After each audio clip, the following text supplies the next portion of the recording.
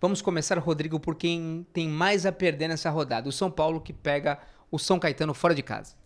O São Paulo vive uma fase complicada dentro da competição, né? O São Paulo ele precisa ganhar o jogo para não depender de outros resultados, para avançar para as quartas de final.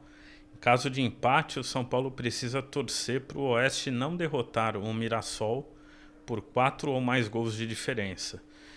Mas o São Paulo vive uma fase complicada, aí, perdendo jogos em sequência, crise do Wagner Mancini com alguns jogadores do elenco, o goleiro Jean aí acabou sendo multado, afastado do elenco. E então São Paulo joga hoje para salvar a temporada e para tentar amenizar um pouco a crise que ronda o Morumbi. Vale lembrar que cai em dois, o São Bento já está rebaixado e o São Caetano está nessa disputa para poder escapar, né? Exatamente, o jogo é de vida ou morte para os dois times, tanto para o São Caetano quanto para o São Paulo.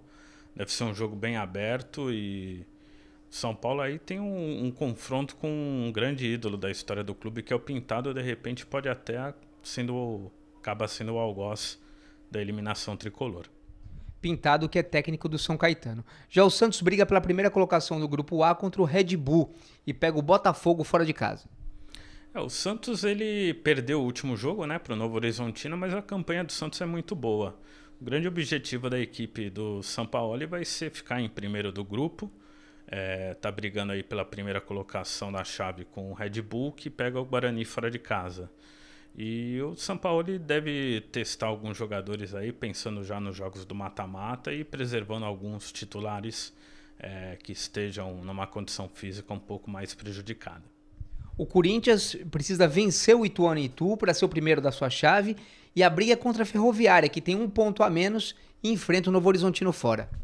O Corinthians ele vem crescendo nos últimos jogos, né? O Carille parece ter encontrado ali a formação ideal. Desde o jogo ali contra o Santos, o Corinthians vem fazendo boas apresentações, jogos seguros, e acredito que o Corinthians tem boas chances de ficar com o primeiro lugar do grupo. Já o Palmeiras, né, joga contra a eliminada Ponte Preta em casa e é o que tem a situação mais cômoda dos grandes, dá para dizer dessa forma?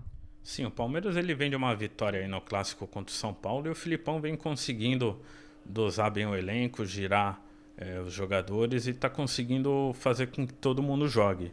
Foi uma fórmula que deu certo ano passado no Brasileirão, e o time vem se mantendo bem no Paulista. Tem tudo para entrar aí na fase do mata-mata como um dos grandes postulantes ao título.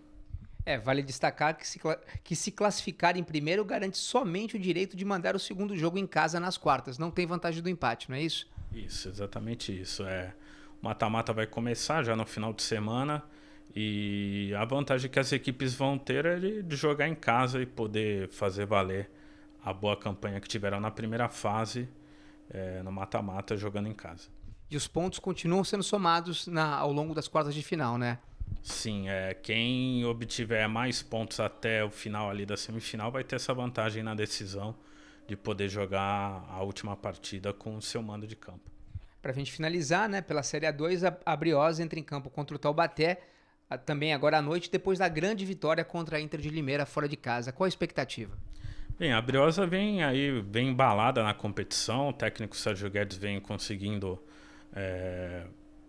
crescer essa equipe, a equipe vem conseguindo apresentar um futebol melhor, e a Portuguesa pode até terminar essa rodada na primeira colocação. Tudo vai depender dos outros jogos da rodada. O Água Santa, que recebe o Penapolense em casa, e o 15 de Piracicaba, que visita o Votuporanguense. Então a expectativa é que a Briosa possa fazer um bom jogo no Vale do Paraíba, de repente voltar com uma vitória, quem sabe aí com a liderança da competição. Lembrando que depois dessa partida vão ter só 2 partidas até o final da primeira fase, e é o mesmo esquema da primeira divisão. Quem tiver a vantagem vai poder decidir em casa no mata-mata ali da A2. Sobem quantos? Sobem 2 equipes, sistema de quartas de final, depois semifinal. Os 2 finalistas sobem para a primeira divisão no ano que vem.